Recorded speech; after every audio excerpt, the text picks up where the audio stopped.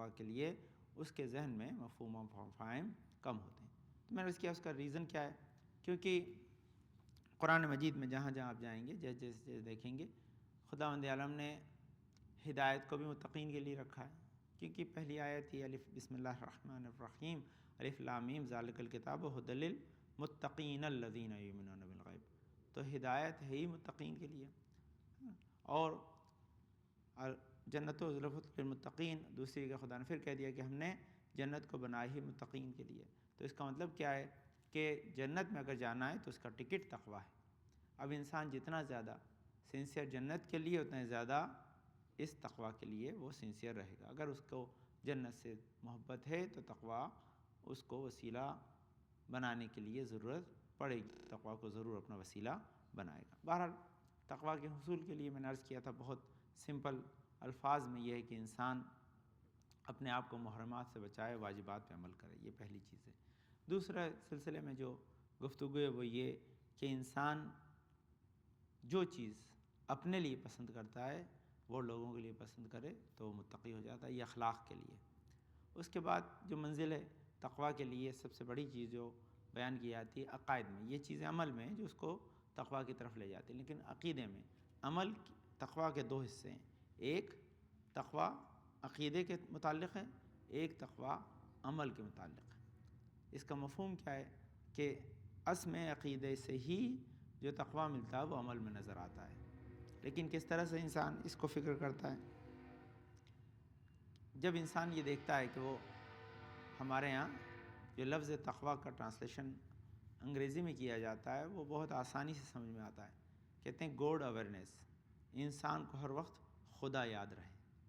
جب تک اسے خدا یاد رہے گا وہ متقی نظر آئے گا، جب اس کو خدا بھول جائے گا تقویٰ اس کے ہاتھ سے چلا جائے گا۔ تو یہ عقیدے میں کہ انسان جب تک خدا کو حاضر و ناظر جانے گا متقی نظر آئے گا، اور جب انسان خدا کا خوف اسے نہیں رہے گا تو تقویٰ کا دامن بھی اس کے ہاتھ سے چھوٹ جائے گا۔ تو یہ دو چیزیں بہت سمپل ہیں اور اس کو سمجھنا زیادہ مشکل نہیں، لیکن جب انسان خدا کو حاضر و ناظر جانتا ہے، سمجھتا ہے کہ خدا مجھے دیکھ رہا ہے، تو وہ کسی کے ساتھ بھی بس سلوکی نہیں کرتا، کسی کے ساتھ بھی اس کا بیہیویئر برا نہیں ہوتا۔ انسان چاہتا ہے کہ وہ ہر ایک کے ساتھ حسن سلوک سے اچھے انداز سے پیش آئے تاکہ اس کی جزا اسے مل سکے۔ اور لازمی ہے، دیکھیے بہت سمپل چیز اور آپ خدمت عرض کروں، خداوند عالم نے بہت سی جگہ پر معیار جو ہے اپنی محبت کا صرف اپنی محبت کو نہیں بنایا، بلکہ کیونکہ خدا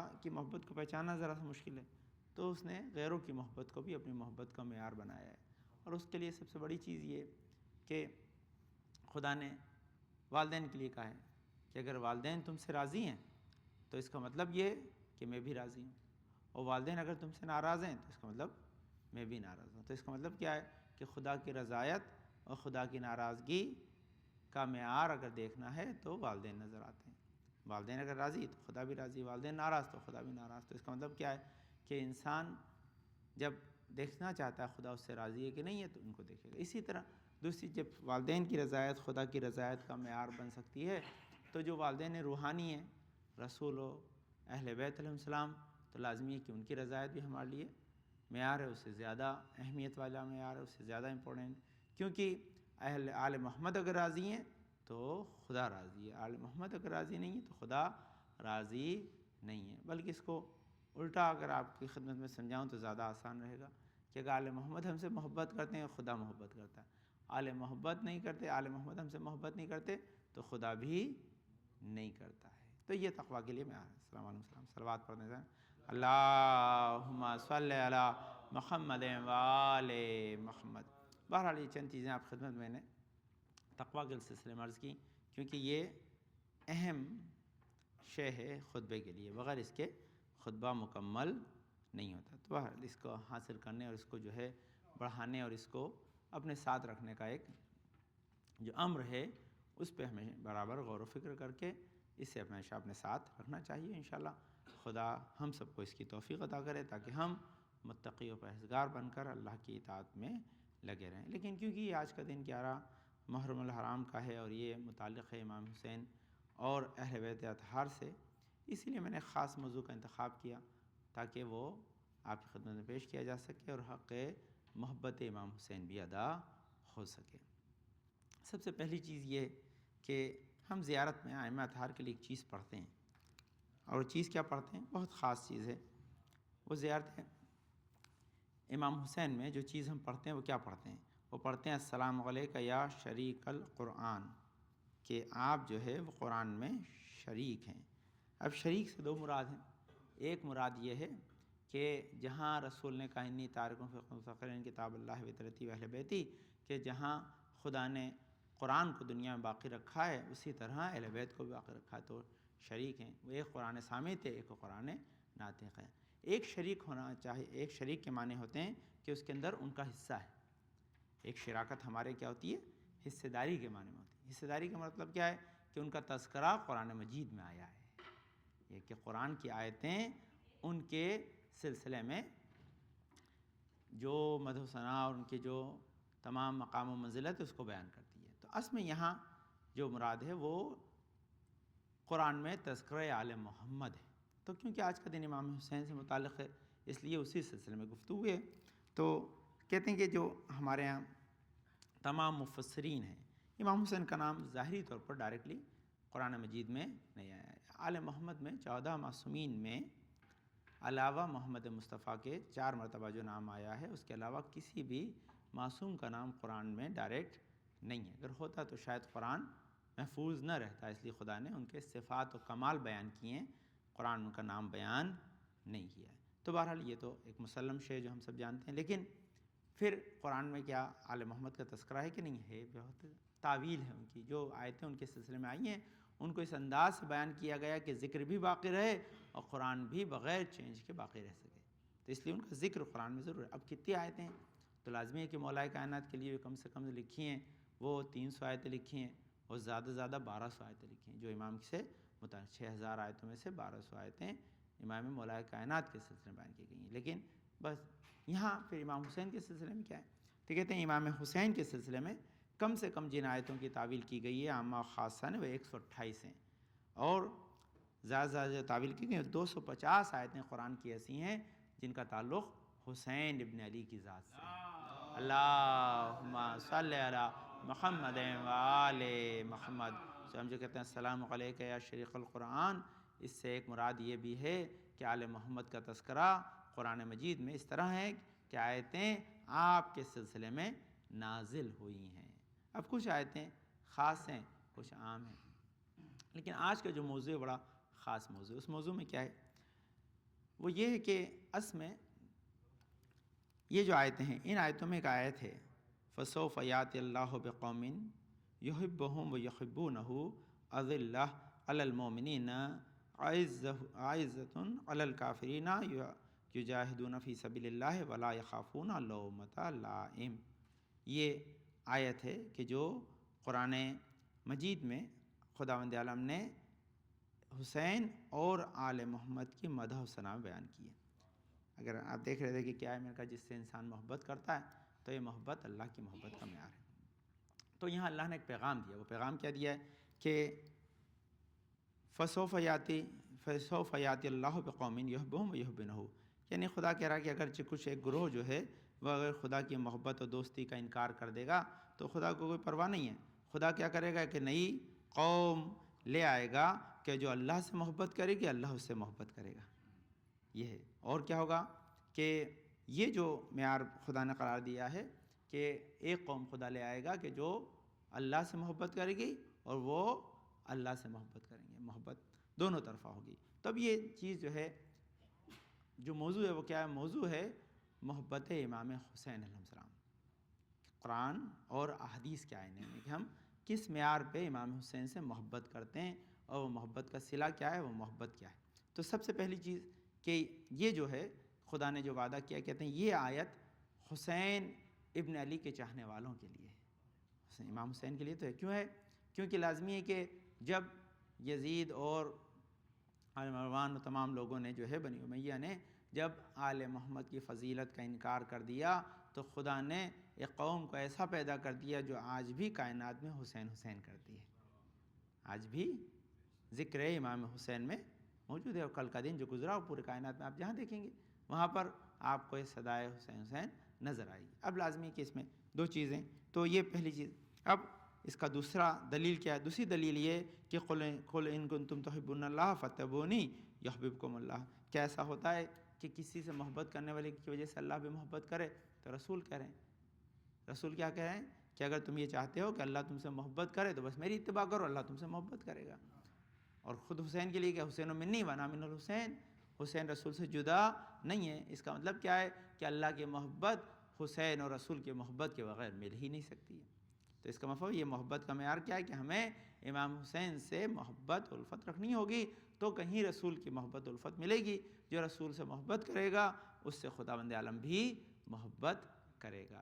یہ منزل ہے۔ اب اس کے بعد کی منزل کیا ہے کہ نہیں، اس محبت کو خدا نے اجر رسالت قرار دے دیا ہے۔ وَقُلْ لَا أَسْأَلُكُمْ عَلَيْهِ أَجْرًا إِلَّا الْمَوَدَّةَ فِي الْقُرْبَى کہہ کے، یعنی جب تک انسان آل محمد سے رسول سے محبت نہیں کرے گا تب تک وہ مسلمان شمار ہو ہی نہیں سکتا ہے، کیوں اس نے اجر رسالت ہی ادا نہیں کیا۔ جب اجر رسالت ادا نہیں کیا ہے تو اب اس نے محبت مکمل طور پر انجام نہیں دی ہے۔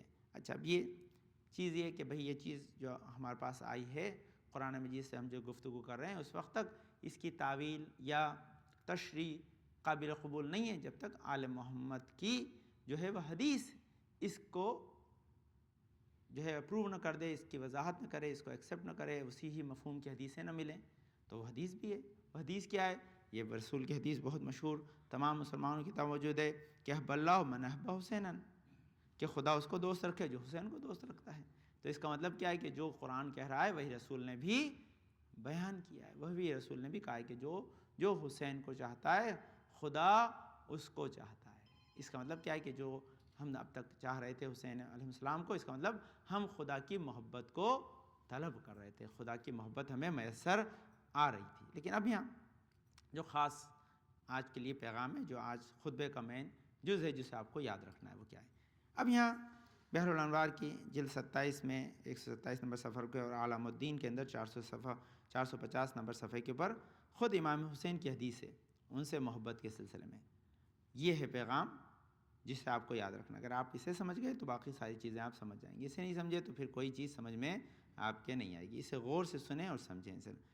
من احبنا لم یحبنا لقرابت بیننا و بینہ، یہ پہلی چیز۔ دوسری چیز، لا لمعروف اسدینہ الیہ انما احبنا اللہ ورسولہ جاء معنا یوم القیامت کا ہاتین۔ یہ ہے حدیث۔ کیا حدیث ہے؟ کہتے ہیں کہ یہ امام حسین کی حدیث ہے، کسی اور کی نہیں ہے۔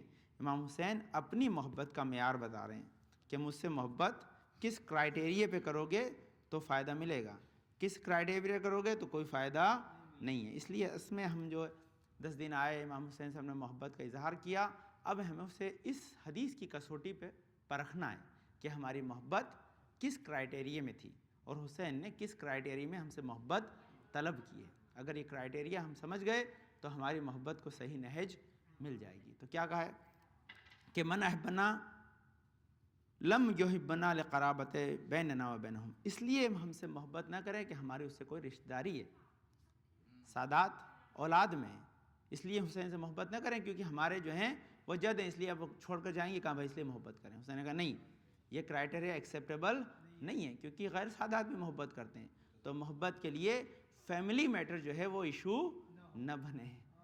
یہ سب سے پہلے امام نے کہا یہ محبت کام نہیں آئے گی، امام نے ریجیکٹ کر دیا اس محبت کو، کہا یہ نہیں ہے، یہ کام کی محبت نہیں ہے۔ دوسری چیز، وہ بینہ لمعروف، وہ محبت بھی نہ ہو کہ جس کی وجہ سے ہم نے اس کے ساتھ کوئی اچھا سلوک کیا ہے، ہم نے اسے کچھ عطا کیا ہے، کیونکہ اس کو ہم سے کچھ ملا اس لیے محبت کرتا ہے نا۔ بہت اچھی طرح سمجھاؤں گا اس بات کو، تو وہ یہ کہ راہب کو حسین نے 7 بیٹے دیے تھے، 7 بیٹے، وہ راہب تھا، کرسچن تھا، لیکن حسین نے کیا دیا تھا؟ 7 بیٹے دیے تھے، کیونکہ اس کو یہ 7 بیٹے ملے تھے۔ ان 7 بیٹے ملنے کی وجہ سے محبت کرے گا تو بیٹوں تک رہ جائے گا، لیکن بیٹوں کو چھوڑ کر ذات حسین سے خدا کی خاطر محبت کرے گا تو 7 بیٹوں کے ساتھ جنت میں جائے گا۔ یہ فرق ہے، کیا ہے کہ اگر امام حسین سے ہم کو کچھ ملا ہے، اگر ہم اسی کی وجہ سے حسین سے محبت کریں گے، جو تو ملا ہے بس وہی بس ہے، اس کے آگے کوئی جو معاملہ نہیں ہے۔ اکثر کیا ہوتا ہے آپ دیکھیں کہ جب بھی عزاداری ہوتی ہے اور لوگ آتے ہیں تو اس لیے آتے ہیں کہ منت پوری ہو جائے، تو منت پوری کرنے کے لیے عزاداری نہیں ہے ہے نا، اس لیے کہ بھئی ہماری منت پوری کرنی ہے، ہم کو فلاں کام کرنا ہے، ہم نے ایک وعدہ کیا ہے، تو یہ اس کی وجہ سے عزاداری امام نے دونوں محبتوں کو ریجیکٹ کر دیا ہے کہ یہ ایک محبت کا معیار ایکسیپٹیبل نہیں ہے۔ قرابت داری کی وجہ سے محبت کوئی کام نہیں آئے گی، دنیا میں فائدہ پہنچائے گی لیکن آخرت میں کام نہیں آئے گی۔ ہم نے اس کے ساتھ کچھ سلوک کیا، اس نے سلوک کیا، اس کو کچھ عطا کیا، اس کی وجہ سے اگر وہ ہمیں ریٹرن میں جو ہے واپس اپریشیٹ کرنا چاہتا ہے تو وہ بھی قابل قبول نہیں ہے۔ اب امام کیا کہتے ہیں؟ اب امام کہتے ہیں کہ انما احبنا اللہ ورسولہ، کہ اگر وہ اس کی محبت اس خاطر ہے کہ وہ اللہ اور رسول کی خاطر ہم سے محبت کرتا ہے، کیونکہ حکم رسول اور حکم خدا ہے کہ حسین سے محبت کرو، اس وجہ سے اس کا مطلب کیا ہے کہ ہماری قرابت داری ہے یا نہیں ہے یہ ریگارڈلیس ہے، ہمیں کچھ حسین نے دیا ہے یا نہیں، کیونکہ حکم اللہ اور رسول ہے اس لیے حسین سے محبت کرتے ہیں۔ اب جزا سنیے، اب حسین کہہ رہے ہیں کہ اگر اس کی محبت ہماری خاطر جو ہے، ہم سے محبت اس لیے کہ رسول اور جو ہے خدا کے حکم کی وجہ سے کر رہا ہے، تو اب حسین کیا کہتے ہیں کہ وہ معانا یوم القیامت ایک ہاتین، تو اب وہ قیامت میں ہمارے ساتھ ایسے رہے گا جیسے یہ 2 انگلیاں ہیں۔ اللہم صلی علی محمد وآل محمد۔ اب امام کا کہ اب تم ہمارے ساتھ رہو گے جب قیامت میں تو اتنا کلوز رہو گے جتنی یہ 2 انگلیاں آپس میں کلوز رہتی ہیں، لیکن شرط کیا ہے کہ محبت کا معیار کو تمہیں اس طرح سے رکھنا ہے کہ جو ہم نے بیان کیا ہے، کہ یہ دنیا کی خاطر نہ ہو، ہاں یہ دنیا کی خاطر نہ ہو، ہمیں ملے یا نہ ملے، آئے ہیں دے دیا مولا نے تو بہت اچھی بات ہے، مولا ہم سے زیادہ ہمارے مصلحت کو جانتے ہیں، ہم سے زیادہ ہم سے واقف ہیں، ہے نا۔ اب یہ دیکھیے یہ بہت بڑی چیز ہے، کیسے پرکھتے ہیں اس کے اندر؟ اب میں اس کے پاس بڑے لمیٹڈ ٹائم ہوتا ہے، میں آپ کو اب اس وادی میں لے چلتا ہے، یہاں تک تو پریپیئر ہوئی تو بیس ہے، اب اس پہ بیس کے اوپر بلڈنگ بنے گی۔ اب ہمیں پرکھنا ہے کہ اب دیکھ کیسے ہوتا ہے کہ ہم امام حسین سے محبت کرتے ہیں، امام حسین کی خاطر کرتے ہیں یا اپنی خاطر کرتے ہیں؟ تو سب سے پہلی چیز ہے کہ جب ہم نے ایک ٹریڈیشن بنائی ہے، اگر وہ ٹریڈیشن کی وجہ سے ہم عزاداری کر رہے ہیں تو اس کا مطلب یہ کہ ہم ٹریڈیشن سے محبت کرتے ہیں، حسین سے نہیں، کیونکہ ہم نے اس ٹریڈیشن کو، لیکن ٹریڈیشن ضروری ہے، لازمی کہ محبت کے لیے کچھ کرائٹیریا، کچھ معیار ہے، کچھ ایک سیٹ اپ ہے اس میں، لیکن اگر ہم نے صرف اس ٹریڈیشن کو اگر ذرا سا اس میں اونچ نیچ ہو تو ہم سمجھتے ہیں کہ نہیں، لیکن ہاں کبھی کبھی ٹریڈیشن ضروری ہوتی ہے کہ بھائی سیاہ لباس ہے، یہ ٹریڈیشن نہیں، یہ ایک سسٹم ہے جس کی وجہ سے ہم اپنے شوق کا اظہار کرتے ہیں، ہم شوق کا اظہار کرتے ہیں، تو وہ ٹریڈیشن لیکن ایک چیز کیا ہوتا ہے، ہم نے ایک چیز کو سمجھ لیا کہ بھائی یہ ہوگا تبھی عزاداری ہوئی ہے ورنہ پھر عزاداری نہیں ہوئی ہے۔ اس کا مفہوم یہ ہے کہ انسان یہ دیکھے کہ امام حسین کس سے خوش ہیں، کس چیز سے ناراض ہیں، اگر امام کی ناراضگی خوشنودی ہمارے مد نظر رہی تو پھر وہ ہماری محبت قابل قبول ہے، یہ خاص ہے۔ اب اس محبت کے لیے میں آپ کو چند چیزیں عرض کروں تاکہ سب سے پہلی چیز اس محبت کو پرکھے گا کیسے انسان، کہ کیسے اب یہ محبت اور دوستی انشاءاللہ چند خطبوں میں اگر میں یہاں رہا انشاءاللہ اگر تو، کیونکہ میری ٹریولنگ برابر ہوگی انشاءاللہ، مجھے نہیں پتہ کس جمعے میں یہاں ہوں کس جمعے میں نہیں، انشاءاللہ آپ کو بتا دیا جائے گا، کوئی نہ کوئی ضرور ہوگا تاکہ وہ یہاں پر انشاءاللہ جمعے کو لیڈ کرے، لیکن اگر میں یہاں پر رہا تو انشاءاللہ اس موضوع کو اگر میں ذہن میں رہا تو آپ خود عرض کروں گا کہ امام حسین سے محبت کا کرائٹیریا کیا ہے اور کس طرح سے فلفل کیا جاتا ہے، لیکن یہاں چند چیزیں محبت کے سلسلے میں سنیں تاکہ ہم اپنی بات کو زیادہ اچھی طرح سے سمجھ سکیں۔ یہ حدیث کو ضرور یاد رکھیے گا، کیا کہا تھا، پھر دہرا دوں تاکہ حدیث آپ کے ذہن میں رہے۔ امام حسین خود کہہ رہے ہیں کہ کوئی اگر ہم سے اس خاطر محبت کرتا ہے کہ ہمارے سے اس کی کوئی قرابت ہے تو یہ محبت قابل قبول نہیں ہے، ہم نے اس کے ساتھ کچھ حسن سلوک کیا، اس کو کچھ عطا کیا ہے، یہ چیز جو ہم سے ملی اس وجہ سے محبت کرتا ہے تو بھی یہ محبت قابل قبول نہیں ہے۔ محبت اس لیے کرے کیونکہ حکم خدا و رسول ہے، اور خود میں خدا و رسول کہاں ہیں، اور میں نے شروع میں عرض کیا آپ خدمت میں کہ قرآن کی آیتیں ایک نہیں بلکہ 250 تک آیتیں ایسی ہیں جو امام حسین کے سلسلے میں بیان کی گئی ہیں، یہ ایک چیز یہ۔ دوسری چیز کیا ہے اس کے بعد کہ خود جو ہے وہ رسول نے فرمایا ہے کہ احب اللہ من احب حسین، اور اس کے بعد دوسری بہت سی حدیث ہیں تو جس میں کہا ہے کہ امام حسین سے محبت خود تقاضۂ خدا و رسول ہے، کیونکہ اس کے بغیر انسان اپنی زندگی کو معراج عطا کر ہی نہیں سکتا ہے۔ لیکن اب ایک بہت اہم چیز ہے، سب سے پہلے تو محبت کو پرکھا کیسے جائے کہ ہم محبت کرتے ہیں امام حسین سے کہ نہیں، ہے نا، یہ چیز اب سب سے بڑا سوال آتا ہے کہ ہم امام حسین سے محبت کرتے ہیں کہ نہیں، تو لازمی ہے کہ امام حسین سے پوچھنے جا بھی نہیں سکتے ہیں، ہے نا، اتنے ہماری حیثیت بھی نہیں کہ امام حسین سے جا کے پوچھیں وہ ذریعے سے آئے ہیں، وہ بزرگ گزرے ہیں کہ جو گزشتہ ہفتے آپ نے خود عرض کیا تھا جن کو ذریعے سے جواب آیا، تو ہم تو نہیں ان میں. تو پھر لیکن لازمی پرکھنا تو ہے، کچھ نہ کچھ ہم کو اپنا ٹٹول کے دیکھنا ہے کہ ہم کس منزل میں. تو وہاں پر خدا نے بڑا پیارا معیار جو ہے وہ بنایا. وہ کیا ہے؟ یہاں بہت ساری احادیث ہیں کہ جو اس بات کو بیان کرتی ہیں کہ محبتیں، کسی کی محبت کو کیسا انسان پرکھے گا، کہ پرکھنے کا معیار کیا ہے. تو کہتے ہیں پرکھنے کا سب سے پہلا معیار یہ ہے، قال امام علیہ السلام کہتے ہیں سب سے پہلے شہادت قلب. کہتے ہیں سب سے پہلے آپ کا دل گواہی دے گا کہ حسین امام حسین کو چاہتے ہیں کہ نہیں. سب سے پہلا کیا ہے کہ جو سب سے پہلی شے ہے جس سے آپ پوچھ سکتے ہیں کہ میں امام حسین کو چاہتا ہوں کہ نہیں، تو وہ آپ کا دل ہے. کہ سل القلوب عن المودات فإنها شواہد لا تقبل الرشا. کہتے ہیں کہ یہ کسی کو پوچھنا ہے آپ کو کہ دل، تو دل سے پوچھو. امام کیا کہتے ہیں کہ آپ کسی سے محبت کرتے ہو، اس کو پوچھنے کے لیے کسی اور کے پاس جانے کی ضرورت نہیں ہے، آپ اپنے دل سے پوچھو. کیونکہ یہ دل سے پوچھنے کا کہ ایسا گواہ ہے کہ جو رشوت بھی نہیں لیتا ہے. دل ایسا گواہ ہے کہ جو رشوت بھی نہیں لیتا ہے، سچی بات بتاتے کہ بھئی محبت ہے یا نہیں ہے. یہ ہے. دوسری جگہ امام ارشاد فرماتے ہیں کہ یہ بہت سی جگہ کہ اعرف المودۃ فی قلب اخیک بما لہ فی قلبک. کہتے ہیں کہ اگر آپ اپنے دوست سے محبت کرتے ہیں تو اس کا معیار خود آپ کے دل میں محبت ہے. آپ اس سے نہ پوچھیں تم کم سے کسی محبت کرتے ہو، اپنے دل میں دیکھیں کہ آپ اس سے کتنی محبت کرتے ہیں. جتنی محبت آپ اس سے کرتے ہیں اس سے زیادہ وہ آپ سے کرتا ہے. تو یہ سمپل کیا ہے کہ آپ کتنی محبت کرتے ہیں. محبت کا معیار کیا ہے؟ محبت کا معیار صرف آپ کے دل سے پوچھیں گے. تو آپ امام حسین سے کتنی محبت کرتے ہیں یہ دیکھیں، پتہ چل جائے گا امام حسین آپ سے کتنی محبت کرتے ہیں. امام حسین سے محبت جو ہے آپ کے دل پہ مبنی ہے. آپ اپنے دل سے کو ٹٹول کر دیکھیں کہ آپ جو ہے امام حسین سے کتنی محبت کرتے ہیں. بس امام حسین اتنی ہی آپ سے محبت، بلکہ اس سے زیادہ آپ سے محبت کرتے ہیں. یہ ایک شے. دوسری چیز کیا ہے جس سلسلے کے اندر، کہ یہ بہت اس کے سلسلے میں بہت ساری حدیثیں ہیں لیکن ادھر جانا نہیں، وقت کم ہے اس لیے. لیکن دو چیزیں جو امام مولا کائنات نے بہت پیاری ہے، رسول خدا کی اور ایک مولا کائنات کی، دو کی حدیثیں ہیں. دونوں حدیثیں بہت خاص ہیں. اللہم صلی علی محمد و آل محمد. کہتے ہیں من احب شیئا اکثر ذکرہ، کہ جو جس سے محبت کرتا ہے اس کا ذکر بھی زیادہ کرتا ہے.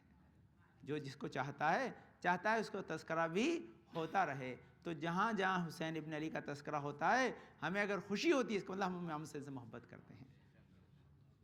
مجلس میں ہو، نوحہ میں ہو، سوز میں ہو، سلام میں ہو، یہاں ہو، وہاں ہو، پاکستان جہاں ہو، جب ہم یہ سنتے ہیں کہ ذکر امام حسین ہو رہا ہے تو یہ اگر سن کر ہمیں خوشی ہو جائے، احساس مسرت ہو، اس کا مطلب یہ کہ جب بھی جو کسی سے محبت کرتا ہے تو اس کے ذکر کو زیادہ کرتا ہے، اس کے ذکر کو زیادہ. یہ تو رسول کا قول تھا. اس کے بعد پھر قول مولا کائنات ہے.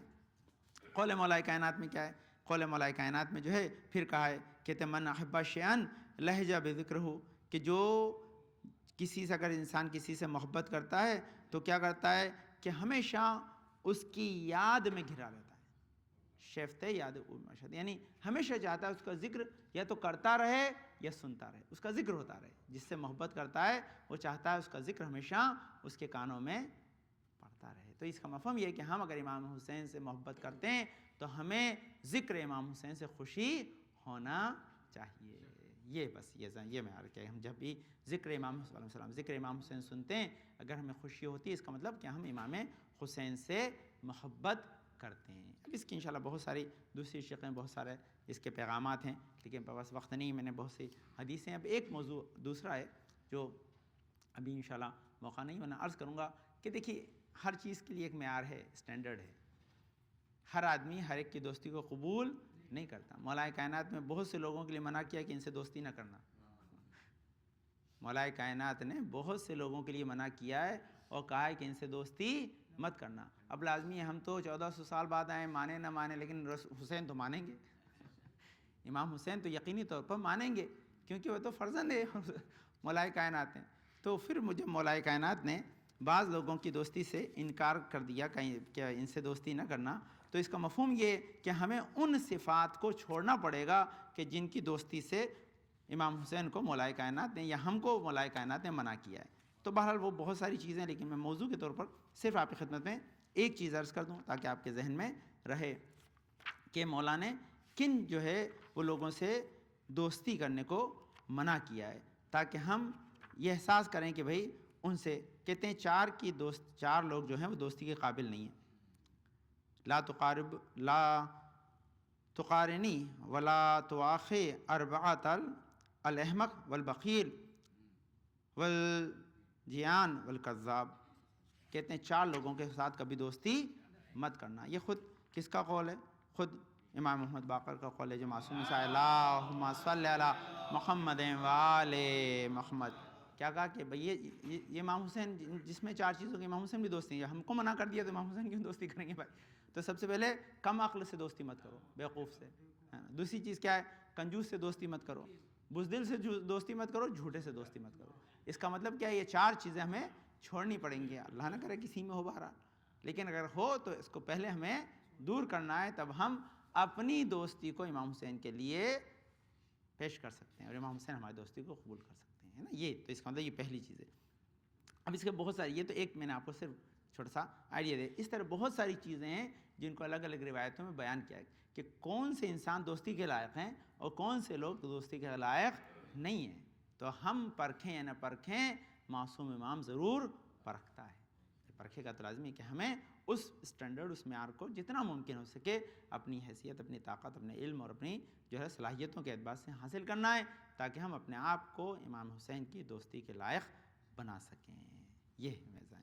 تو بہرحال خلاصہ یہ پھر، کیونکہ بعض اوقات آپ کے ذہن میں بات نہیں رہتی، حدیث جو آپ کو یاد رکھنی میں عرض کیا تھا کیا ہے؟ خود امام حسین کی حدیث ہے کہ مجھ سے دوستی قرابت کی بنا پر نہ ہو، مجھ سے دوستی جو میں نے تمہارے ساتھ حسن سلوک کیا اس کی بنا پر نہ ہو. میری دوستی جو ہے وہ صرف اللہ اور رسول کے فرمان کی وجہ سے ہو. اگر یہ دوستی کا معیار ہے تو تم ہمارے ساتھ ایسے رہو گے جنت میں جیسے یہ 2 انگلیاں آپس میں ساتھ ساتھ رہتی ہیں. تو بہرحال اس دوستی کو انشاءاللہ خدا ہم سب کو عطا کرے، تاکہ اس کے ذریعے ہم امام حسین کے ساتھ جو ہے وہ اپنی دوستی کو نبھا سکیں. اللہم صلی علی محمد وعلی محمد، اللہم صلی علی محمد وعلی محمد، اللہم صلی علی محمد وعلی محمد. اللہم ارزقنا ایمانا صادقا ولسانا ذاکرا وقلبا خاشعا وبدنا صابرا وعلما نافعا وعملا متقبلا ورزقا واسعا وزوجة صالحا وولدا صالح. پالنے والے تجھے واسطہ پندر پاک میں شفاء کامل عاجل عطا فرما، جنت پریشان کو دور فرما دے، میں توفیقات میں اضافہ فرما. پالنے والے ہمارے بزرگ صاحب محمد صلی اللہ علیہ وسلم کے ساتھ محفوظ رکھ. پالنے والے ہمیں اس وقت دنیا سے نور تک ہمارے گناہوں پہ قلم نہ پھیر دے. پالنے والے پندر پاک صلی جنات بیمار جنات میں نوشاد بن بھائی عابد بھائی ابن محمد بھائی بانو بہن بنت کریم بھائی امتیاز بھائی ابن ولی بھائی اشتیاق بھائی ابن محمد بھائی رضا حسین ابن غلام علی فیروز بھائی ابن محمد بھائی اور حازم علی اس میں جنات بیمار سب کو شفاء کامل عاجل عطا فرما. پانا تمنات کو بلا طوفان سے محفوظ رکھ. پانا نسل میں شاء محمد کے چاہنے والے پلتے رہیں. اصغر مہدی صاحب جہاں بھی خدمت کرنے کے جان مال عزت و آبرو کی حفاظت فرما، یہ توفیقات میں اضافہ فرما. ہمارے امام زمانہ کو ہم سے راضی و خوشنود رکھ. ہمارے امام زمانہ کے ظہر میں تاجیل عطا فرما. ہم کو ان کے انصار و اعوان میں قرار دے. بسم اللہ الرحمن الرحیم. اذا جاء نصر اللہ والفتح ورأيت الناس يدخلون في دين الله أفواجا فسبح بحمد ربك واستغفره إنه كان توابا. اللهم صل على محمد وآل محمد. اللهم صل على محمد وآل محمد. اللهم صل على محمد وآل محمد. عجل فرجهم واشنما. اعوذ باللہ من الشیطان اللعین الرجیم. بسم اللہ الرحمن الرحیم. الحمد للہ رب العالمین بارئ الخلائق اجمعین فاطر السماوات والارضین.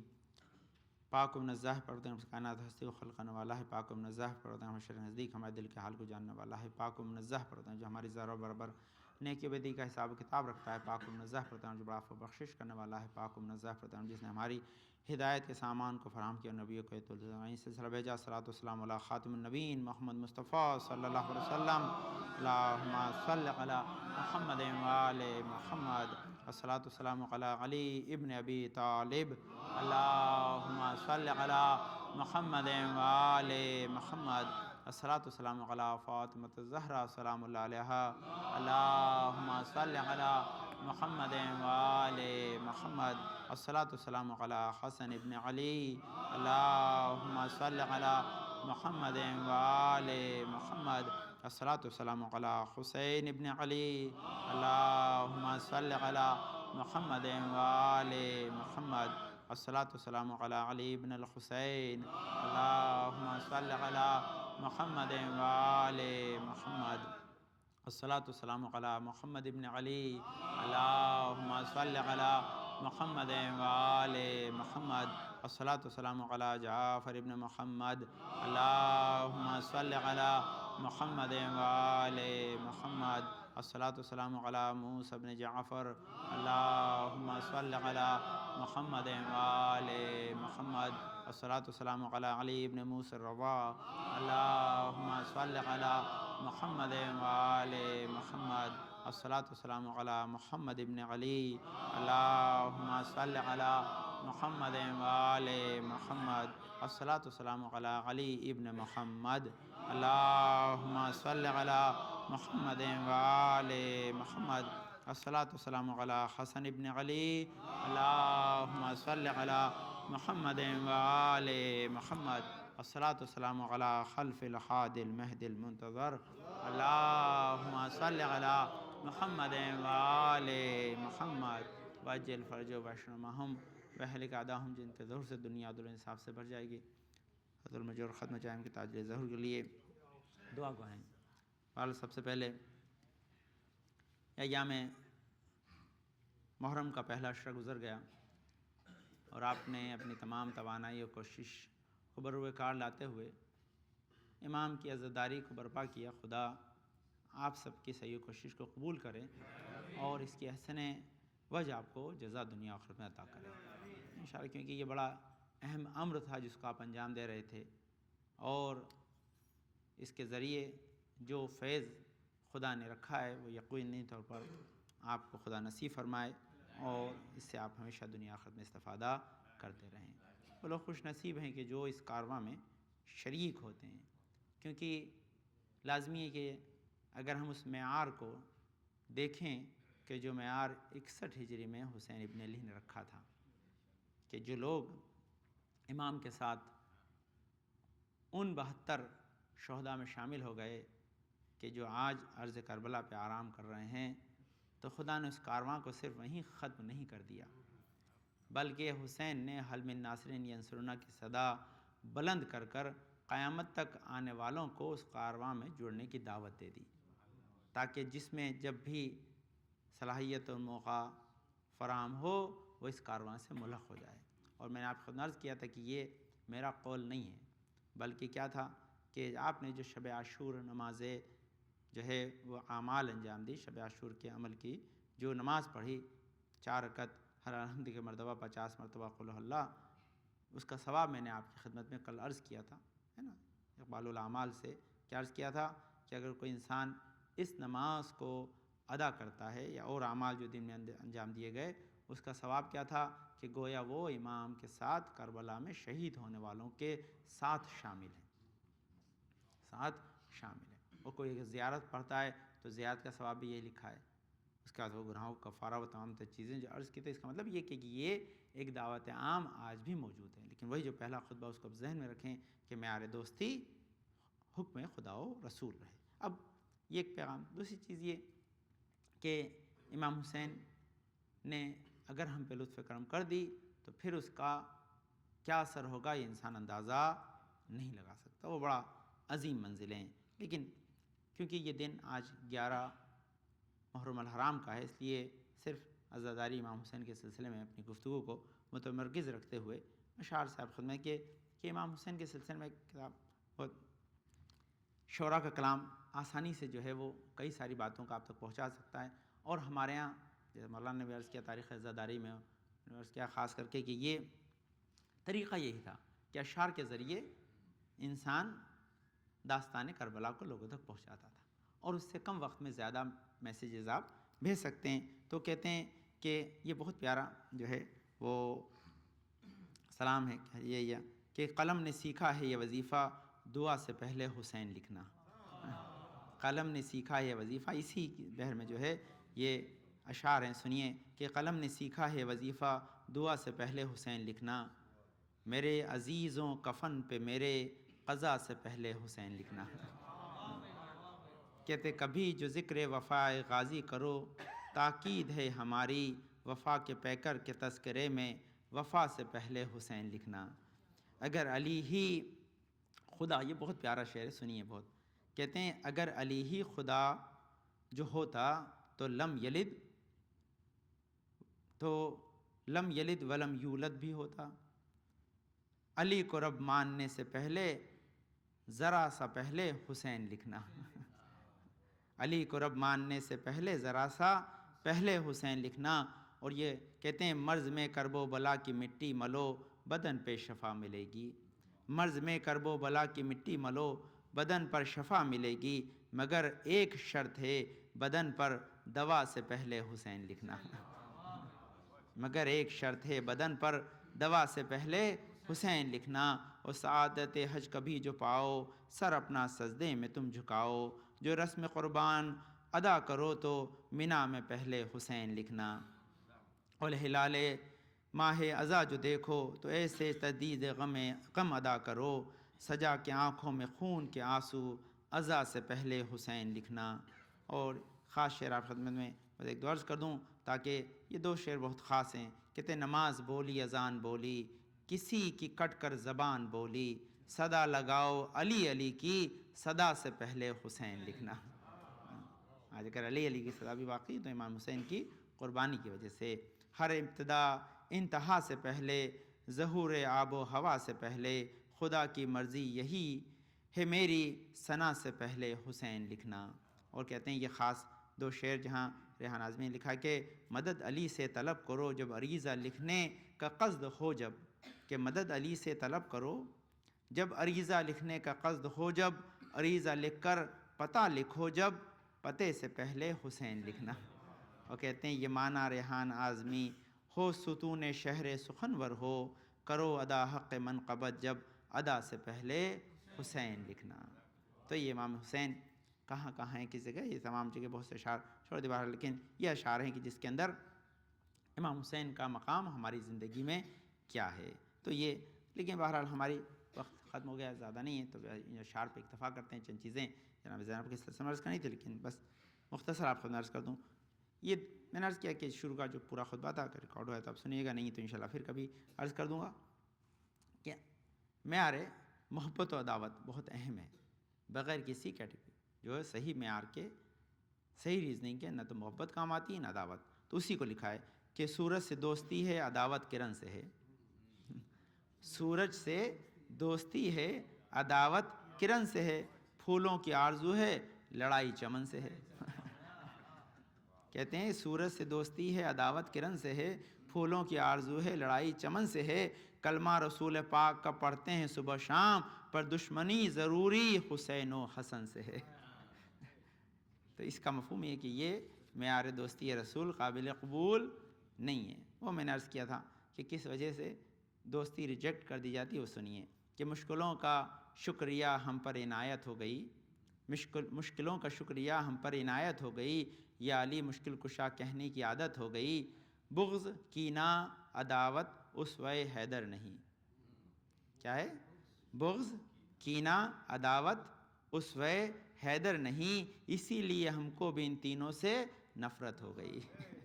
تو یہ اس کا مفہوم ہے کہ یہ جب تک ان کی جن کی دوستی کو ہم سے ریجیکٹ نہیں کیا گیا، منع نہیں کیا گیا، ان سے ہم جب تک دور نہیں ہوں گے تب تک پاک لوگوں کی دوستی ممکن نہیں ہے۔ اسی لیے کل آپ نے جو سارا اعمال انجام دیا عاشورہ میں، اس کا معیار یہی تھا کہ انسان اللہ تبارک کے ذریعے اپنی دوستی کو بالکل ٹریک پہ رکھیں انشاءاللہ۔ تو پیغام بہت ہیں لیکن وقت نہیں ہے انشاءاللہ۔ آج کا دن 11 محرم کا جناب زینب سے متعلق ہے، کیونکہ امام حسین کی شہادت کے بعد میرے کارواں جناب زینب تھیں اور انہوں نے سارے امور کو انجام دیا ہے۔ بس منظر یہ ہے کہ وقت ختم ہو گیا، بالکل نہیں ہے انشاءاللہ، ورنہ خدمت چند چیزیں جو ذہن میں تھی ضرور عرض کرتا۔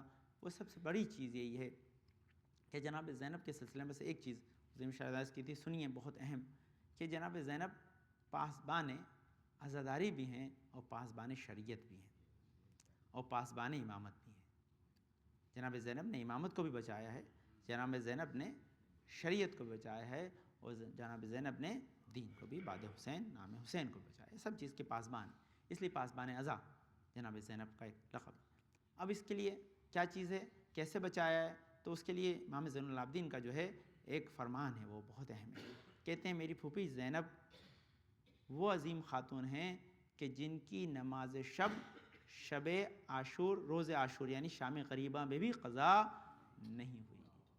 شام غریبہ جو شب آپ کل رات کو گزری، کہتے ہیں اس شب میں بھی بیوی میں نے نماز شب کو قضا نہیں کیا ہے۔ یہ پاسبان شریعت ہیں یہ جناب زینب کا، اور لازمی کہ وہ کس طرح سے، وہ کیا منزلیں تھیں، انسان اس کا اندازہ نہیں لگا سکتا۔